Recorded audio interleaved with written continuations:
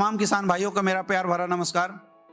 दोस्तों, आज जितने भी किसान हैं हमारे देश की नींव है, क्योंकि आपके बिना देश का गुजारा चलाना मुश्किल होता है। तो मैं चाहता हूं एक जोरदार तालियां हमारे सारे किसानों के लिए होनी चाहिए।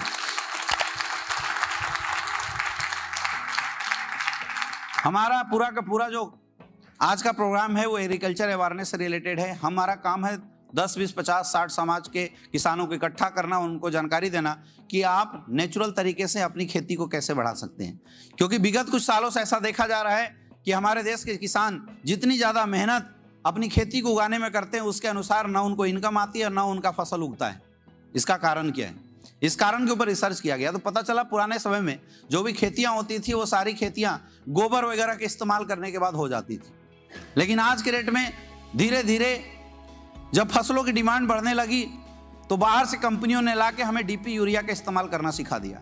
अब आपने देखा होगा किसानों का मित्र बोला जाता है केचुए को, लेकिन आप एक केचुआ जिंदा रखिए और उसके ऊपर एक 50 ग्राम 25 ग्राम आप थोड़ा सा डीपी यूरिया डाल दीजिए, केचुआ खून की उल्टी करता हुआ मर जाता है। अब आप सोचिए, किसानों का मित्र है केचुआ और केचुए का काम है मिट्टी को उलट पुलट करना, मिट्टी के उपजाऊ क्षमता को बढ़ाना, उसके अंदर ऑक्सीजन लेवल को मेंटेन करना। लेकिन जब से हमने डीपी यूरिया इस्तेमाल करना शुरू किया, आपने महसूस किया होगा कि आपके खेत के सारे केचुए मरने लगे हैं। अब अगर खेत में केचुआ नहीं रहेगा तो होगा क्या? आप 1 किलो को 10 किलो उगाने के चक्कर में आपने डीपी यूरिया इस्तेमाल तो किया था, लेकिन अगले 2 साल के बाद आपकी जमीन और बंजर होती चली जाती है। रिजल्ट, डीपी यूरिया अधिक मात्रा में इस्तेमाल करने के बाद भी आज हमारे खेतों में कीड़े लगते हैं।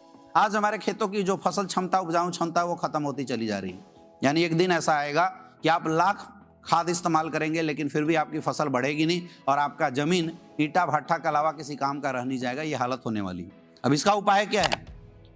इसका सीधा उपाय है कि हमें उस पद्धति को अपनाना पड़ेगा जिस पद्धति को पुराने समय से हम लोग इस्तेमाल करते थे। पुराने समय में लोग गोबर इस्तेमाल करते थे, कंपोस्ट बनाते थे, उसका इस्तेमाल करके अपनी खेती को करते थे।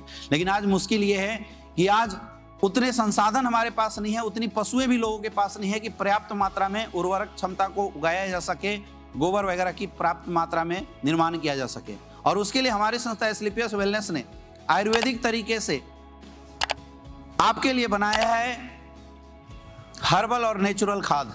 हमारा पहला खाद है भूवीटा। एक ऐसा खाद है जो हमारे फसलों के लिए, हमारी मिट्टी के लिए सॉइल कंडीशनर का काम करता है। यानी आप जब खेती को उगाते हैं, उगाने से पहले अगर आप भूवीटा का इस्तेमाल कर देते हैं तो आपकी खेत की जो नमी है वो बरकरार रखती है। वो कंडीशनर का काम करता है। जैसे बालों में कंडीशनर लगाने के बाद बालों की नमी बनी रहती है, बाल मुलायम होते हैं, वैसे ही आपकी मिट्टी को भी ये मुलायम कर देगा और उसकी उर्वरक क्षमता को बढ़ा देने का काम करता है। 10 से 15 गुना आपकी फसल बढ़ जाएगी। जैसे आप फसल को बो देते हैं, उसके बाद जो सेकेंड राउंड में आप डीपी यूरिया का इस्तेमाल करते थे, उसके बदले आप इस्तेमाल कर सकते हैं हमारा एस्क्लेपियस वेलनेस का इको हरियाली।